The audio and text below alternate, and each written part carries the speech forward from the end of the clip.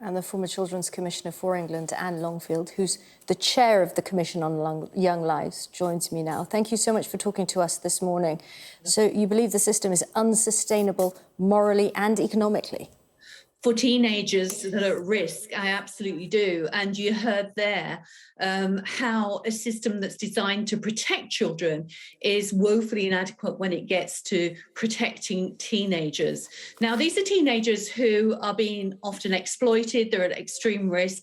They're being tracked down and groomed by very agile, ruthless exploiters. There isn't enough there aren't enough mechanisms in place to identify them in the first place. The coordination isn't there to keep them safe. There aren't the kind of rings of protection there to be able to keep those children at home safely with their parents. And when they do come into care, because there's such a chronic shortage of accommodation for children of this age, they're moved around the country, they're moved very frequently, all of the things which kind of destroys the relationships that they need to be able to be protected. And most disastrously, they're often placed in unregulated accommodation, which can be dangerous and which is often targeted by the exploiters themselves.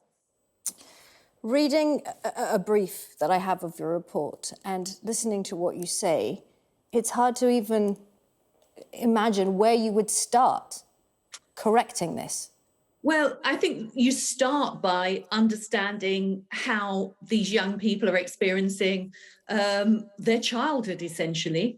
They need relationships, they need protection, they need help as early as possible. What you've got is a care system that essentially was designed around very young children, but the big increase over recent years has been around older children and teenagers. Now, a quarter of all those kids in care are 16 and 17-year-olds. So we need a new package around that group of children. Now, I want to see more kept at home, more protected and before crisis hits. But that means really intensive help that isn't there at the moment.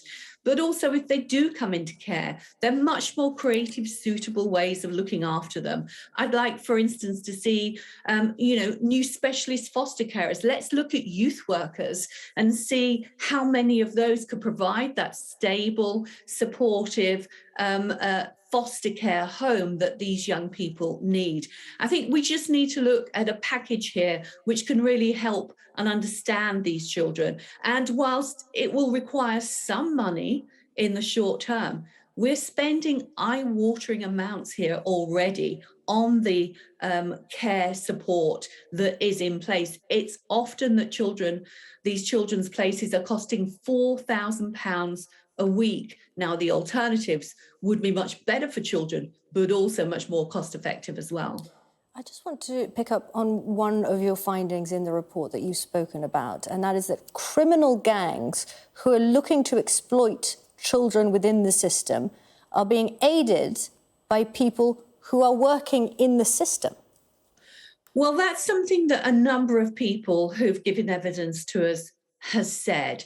Clearly, the care system is full of excellent people who are doing their utmost for very good reasons to help the most vulnerable children. But it does seem that there are on some occasions individuals around possibly local authorities who are doing this. We also heard from some police forces that actually they feared that some of the unregulated provision was actually being run by organised crime. Again, something which will put these teenagers at immense risk. So it has to be a priority. There is an independent review of children's social care going on. We would like teenagers and the reform of support for teenagers to be very high on the list. And we'd like government to be already working on how they're going to address these issues. And do you think that's going to happen? Well, I think it has to happen. The Children's Social Care Review has already highlighted how confused and stretched the system is around teenagers. So it's important that has been recognised. Now we need to look at solutions, which is what the commission that I chair is all about. Government, I think, has to recognise what is going wrong, but also its role in putting it right. That has to be an urgent priority.